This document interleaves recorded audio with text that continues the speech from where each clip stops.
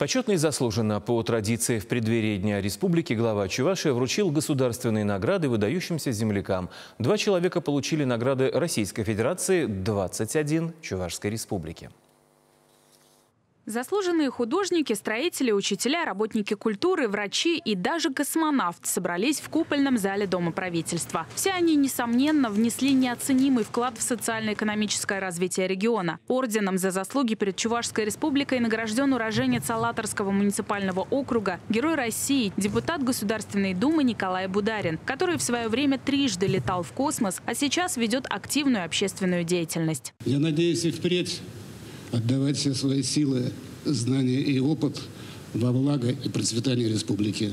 Профессиональный праздник медиков в республике отметили буквально накануне. И вот снова хороший повод вспомнить о достижениях чувашского здравоохранения и конкретных людей, занятых в этой сфере. Отрасль здравоохранения Чувашской Республики испокон веков, мне кажется, у нас была на лидирующих позициях. Это, конечно же, и в советские времена строительство одного из первых в стране кардиохирургического комплекса, потом в последующем уже в современной России развитие первичного звена здравоохранения, строительство общеврачебных практик, диагностического центра. Тогда это тоже была новинка для нашей страны.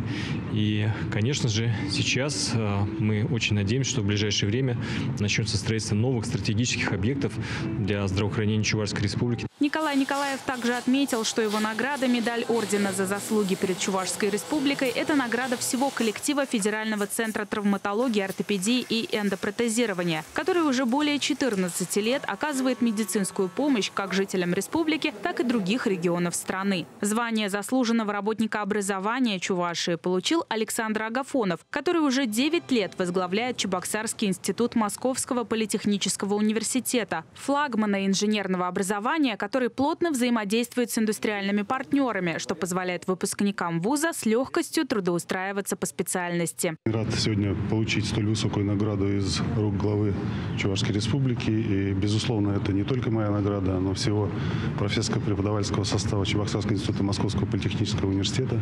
Она будет дополнительным стимулом для развития высшего образования, ну и подготовки высококлассных специалистов для экономики нашей родной Чувашской Республики. Указом президента страны за заслуги в области лесного хозяйства и многолетнюю добросовестную работу Илшат Ахметов признан заслуженным лесоводом Российской Федерации. Звание «Заслуженный художник России» получил профессор ЧГПУ имени Яковлева Константин Долгашев, а почетным гражданином Чувашской Республики стал председатель Совета директоров завода «Элара» Владимир Сорокин. Екатерина Храмкина, Виктор Степанов, Вести, Чувашия.